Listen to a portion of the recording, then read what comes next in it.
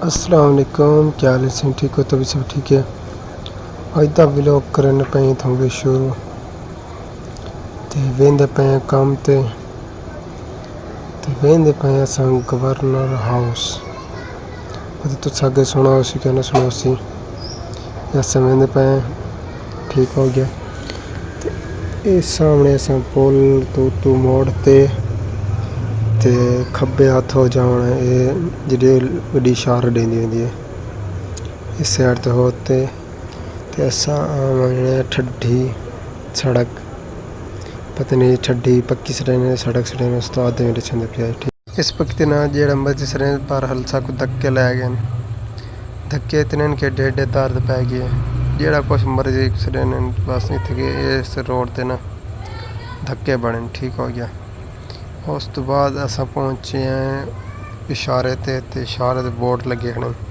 सामने इशारा ते ये पहुंचे असां गवर्नर हाउस के गेट के उत्ते सामने गार्ड खड़े च थोड़े सफ़र करने के बाद पहुंचे असां गड्डी कोल जिथे ठेकेदार खड़ोता है आदे थिंके रुको ते बंदा आंदा पे तो पास बढ़वा रहा ते वाला तो अंदर लै उसी उस तो बाद अंदर बह गया गड्डी दे विच ते मैं भी बह गया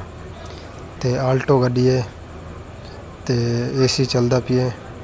ते सामने गाना लगा होया ये पता क्या नहीं केड़ा सिंगर है ठीक हो गया। बस असां इंजॉय करेंदे बैठे हैं उस तो बाद मीटिंग करेंदे बैठे हैं भाई उस तो बाद हिसाब ठेकेदार आदे सवेरे दे ठीक हो गया। तो बाद वो आ गए जेड़े सब अंदर लै आने ते इत्थों फिर असां पास बनवांदे पे शनासी कार्ड ते जमा करवाने ते उत्थे शनासी कार्ड जमा करा ते पास लिया ते जिस टाइम गेट तो बाहर निकलना है तो वो पास लिया पहुँची तो वाल सारे शनासी कार्ड मिलते हैं तो ये गवर्नर हाउस का रूल है ठीक हो गया। तो हाली सफ़र रवान दवाएँ वेंदे पे उन जगह ते जेड़ी कोठी ते असां काम करना है ठीक हो गया। तो ये पहुँचे उन जगह ते सामने जेड़ा साकू लेते आया वो खड़ोते थे असां इतने गिरनार हो गए तो सामने मीटिंग थी भाई दरवाज़ा पाड़ते तो उस्ताद बैक साइड तलाना जिते उस्ताद खड़ोता है भाई ये काम है इतने वाल खुडा मारते देख लो सामने खुडा में मार गया तो इडू नाल पार्क हो गए चेक करो मैं पार्क तो व्यू चेक कराइया मैंने को तो सामने गड्डी हाल गड्डी है तो घास शा कटेंदी होती है मतलब कि तला शला कटेंदी होती है ठीक हो गया। तो इस नाल गेट है तो इतने दरवाज़ा पाड़ते अस उत्थे ला लिए ठीक हो गया। तो उस तो बाद थी गया 12,000 चलान